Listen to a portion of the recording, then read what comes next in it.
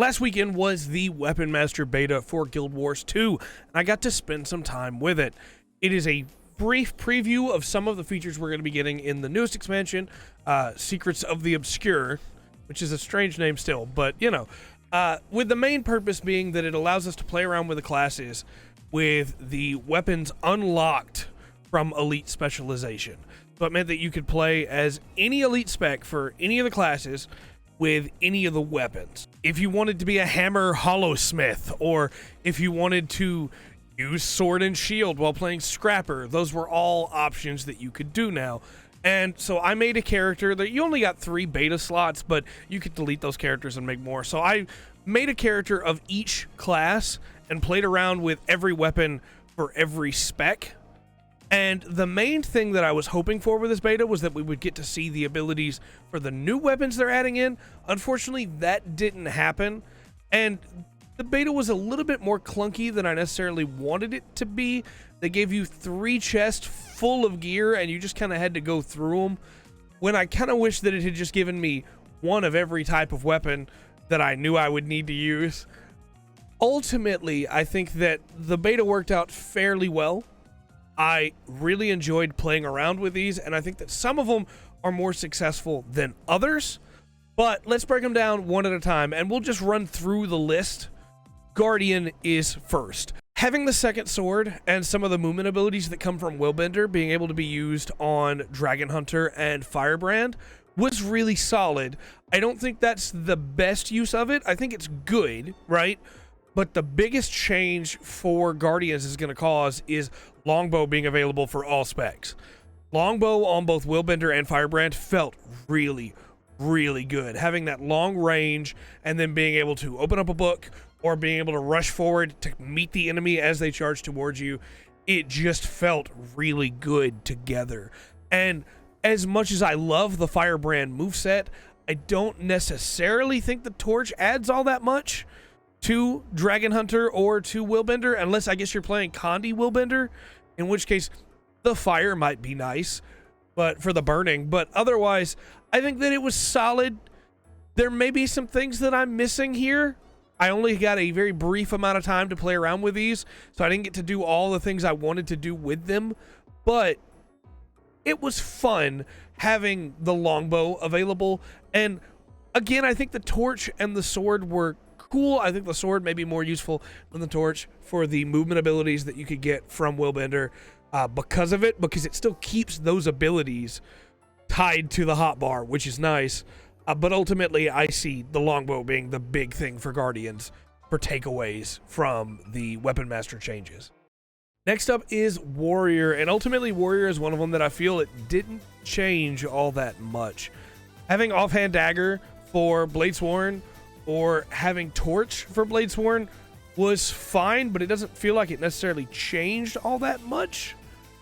I think that when it comes to Berserker, having abilities specifically for Dagger and Pistol is cool. I like that. I just don't think that it necessarily changed all that much.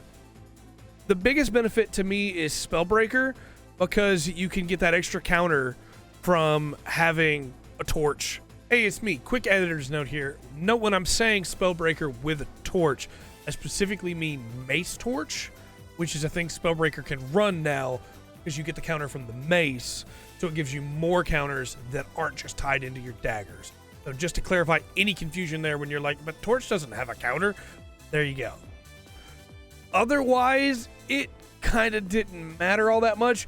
If you just really love one of those movesets, and being able to use the Spellbreaker's Dagger 5 with the offhand dagger in the other specs was cool. I just don't think that it really changed all that much for the core playstyle of either Bladesworn or Berserker, with again Spellbreaker being the biggest change because you get effectively another counter. But otherwise, it was okay. It's something that, hey, if I have a really cool ability or a really cool weapon, I mean, for one of those, like an offhand dagger that I think is really cool, and I want to use maybe an Ascended or even a Legendary, I'll use it on my Warrior, right? Just to be able to get that extra bonus, and because I like Spellbreaker 5 for offhand dagger 5. But ultimately it just didn't change all that much for the feel of the class. Revenant is next, and this one is kind of like Guardian in that adding the short bow to Vindicator or to Herald is really nice. It gives you different options when it comes to your ranged abilities or closing the distance while still being really good in melee. And adding Greatsword to both Herald and Renegade is solid. I don't think the Greatsword made the biggest difference in damage, but the Greatsword moveset is really, really fun, so it's good to have there. The biggest change for me is having the shield available, both Vindicator and on Renegade. It gives you a lot more defensive options, which can make you a lot tankier, especially if you're playing a heal Renegade, where you have the Ventari as your other option. Having that shield to give you some extra defensive moves is really nice, and Herald is just a fun spec all around anyway, so having shortbow or having Greatsword on Herald, not bad at all, right? I think that Revenant is going to be fun to play with these changes, but it still didn't change as much as some of the others did because of it. There's going to be some that come up in a little while that is now the way to play them. And I think that this is just a different way to consider playing these classes. Though again, Herald's shield being available for either Vindicator or Renegade is really, really nice. Next up is Engineer. And Engineer was really fun with the changes. I don't think they necessarily like change everything up. However, having Hammer available on both Hollowsmith and Mechanist means that you have that quick close-in from Hammer 3 available on all of them, and of course on Mechanist it should trigger the Mech 3 ability, as it always does when you use Mace 3 or Rifle 3 now. I saw a couple problems with some things proccing when it comes to not just Engineer but also with Thief, but I think that's probably just for the beta, and the full release won't have those problems. But Sword, for instance, on Engineer felt really weak without a lot of the Hollowsmith traits, and I think that's probably just something that needs a little bit of tweaking on the back end to maybe take some of that damage away from the traits and add it back in more to the weapons. Mace on Hollowsmith and Scrapper is okay. The big advantage of Mace is that you have a weapon now that you can put in your main hand for Scrapper, and it doesn't require all the traits like Sword would, right? Even though obviously we couldn't do that before either. But that allows you to then have a shield in your offhand as a Scrapper. That is a really, really fun change. It makes Scrapper feel very tanky in a way that I really, really like. And my hope is that if we can get those trait lines changed a little bit where sword damage is not just tied into the traits, that it will feel really good to have a sword on as well. Because, you know, I have a really nice sword that I like to use on most of my classes. I use it on my Hollowsmith, and I'd really love to use it on my Scrapper. I love playing Scrapper. Scrapper's probably my favorite spec in the entire game. And making Scrapper just a little bit tankier by giving it access to the shield is really, really fun. Otherwise, I think that Engineer is just fine, right? You can't change too much with Engineer just by doing these, because obviously Hollowsmith already had access to a sword and an offhand shield or an offhand pistol. Mechanist had access to the mace and an offhand shield or an offhand pistol. So the only thing they really gain is the ability to use a sword or a mace instead, and the hammer. But again, a hammer charge, Hammer 3 on both Hollow and Mechanist felt really, really satisfying to me. And Shield Scrapper, I feel like if you're playing Scrapper, you're gonna have Shield Scrapper for your second weapon. You still can't change in combat, unfortunately, but depending on the fight you're about to get into, having a Shield Scrapper probably going to be a good idea. Let's talk Thief, because Thief is really weird here. I had a lot of problems with getting Malice to proc right, which I feel like, again, is just a beta problem and hopefully will be fixed by time of the full game. But not being able to generate Malice in Deadeye with a Scepter is a problem. It means that there would be no reason for me to bring a Scepter as a Deadeye. And again, theoretically, my assumption is that will be fixed when Soto launches. That said, Staff Deadeye feels really, really good. Being able to still get the different abilities off, being able to have that rifle, and then, hey, I want to get in close on this, I'm going to go ahead and switch to Staff. I'm going to go beat them up. I'm going to wail on them for a while. Staff feels really good on Spectre as well, with the wells, being able to leap in with the staff and drop the wells beneath you. And I think we will probably see some Daredevil builds that use a rifle for some range, getting things close before you switch in. I just don't think that it necessarily benefited as much from the others. Now, Daredevil's Scepter was kind of cool. I thought that was enjoyable.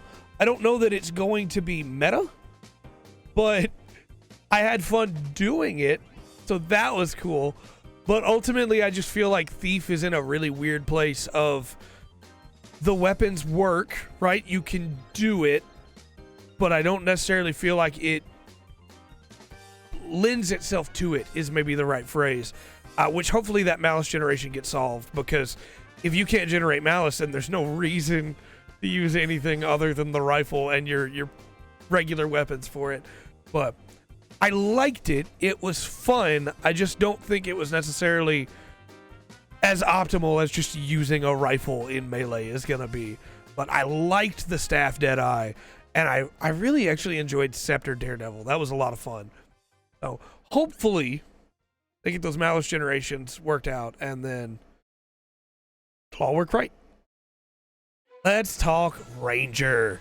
Ranger is really interesting here because what it gained isn't just the ability to use the weapons across the others, but it also gained new variations for untamed attacks, and it gives druids some more offensive potential in a way that I think is going to be really interesting.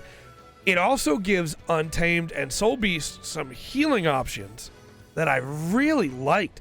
I think Untamed with a staff as a second weapon could be really cool. Obviously, you're not going to have this big healing as a druid, but you've got some really good options. And I really love the AoE that is the Untamed move for the staff. I think that's really, really cool. Untamed with the main hand dagger was okay. I don't think that it necessarily changed the world or anything, but it was enjoyable, and the main hand dagger moveset is fairly interesting. Druid with the main hand dagger was pretty cool. I kind of liked that. It made Druid feel fast in a way that Druid normally doesn't feel all that fast to play. I normally run my Druid Axe Sword with Staff as the backup. Obviously, I need the Staff to be able to get the extra healing abilities, but Axe Sword is my regular combo for my offset for my Rangers. And I felt like I had more options than just running Axe Sword for all three, and I really liked that. I also think that Staff Soul Beast was cool, but Hammer Soul Beast was really fun. Having a lot of those abilities that the Untamed has to leap in and to do some good damage, I thought that it was really enjoyable while working with Soul Beast. Soul Beast is probably the spec that I know how to play the least, but the staff charge that you have as Druid, being able to use that and the leap in with a hammer with Soul Beast was really, really fun, and I think it gives you even more options to chase after your enemies, especially in like PvP and World v World. I'm not the best Mesmer in the world. I love playing my Virtuoso. Virtuoso's really fun for me, and both Mirage and Chronomancer I can get by with. I don't think I'm very good with either one, and Mesmer is probably the full class that I know the least about a lot of its intricacies. However, I also feel like it kind of didn't get anything from this. Having Chronomancer's shield on Mirage and Virtuoso is fine, but the dagger that you get, main hand dagger from Virtuoso, kind of doesn't do much for Mirage or Chronomancer, and the axe from Mirage is nice on Virtuoso, but it just doesn't feel like it really does much. The shield again from Chronomancer is fun and good to have. It gives you a lot of extra survivability, but it just doesn't feel like this was anything that really helped the others. And maybe adding in the new weapons that come with Soda will change all that, right? But I just don't necessarily feel like much changed. And maybe that's just my idiocy when it comes to Mesmer. But for Mesmer, I think the abilities are all cool. I just don't think they really do much for each other when it comes to trading the weapons around. And again, if I'm wrong on this, please let me know in the comment section down below. I love my Virtuoso, but it just didn't feel all that different using an axe versus a main hand dagger. I don't think the Mirage moves changed all that much for Virtuoso at all. And it's mainly just the shielding from Chronomancer that made a difference. If any difference really was made, because you already have some options for shielding as a Virtuoso. So I don't know. I don't feel like it changed all that much. Necromancer's weird because in some ways nothing really changed, but in other ways it feels like everything changed. Getting Torch 4 and 5 on Harbinger feels really good. Those abilities in a weird way feel like they synergize really well with Harbinger to me. And I love the Reaper moveset with a greatsword. So although it didn't really add much to Harbinger, Harbinger already did really solid damage. I just like having access to that moveset. For Scourge, being able to use main hand pistol felt really solid, actually. I liked that a lot. And Scourge having greatsword was fine. It's not anything that I feel like I'm going to be running on Scourge all the time, but I just really like Reaper greatsword.